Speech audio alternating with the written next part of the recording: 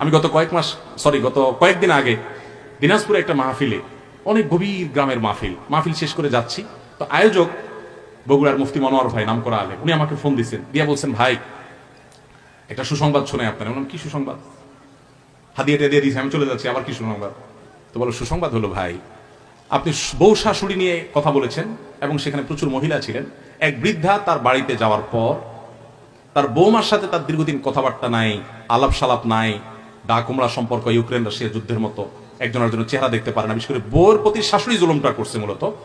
তো এখন শাশুড়ি এখান থেকে কিছু কথা শোনার পর আল্লাহর ভয় আসছে, সে বাসায় গিয়ে বৌমাকে জড়ায় ধরে চোখের পানি ফেলে সব কিছু ভুলে গেছে এবং বলছে, আমি আর তোমার প্রতি অবিচার করবো না, মা, বহু করেছি, তুমিও মাফ করো, আল্লাহ আমাকে মাফ করো।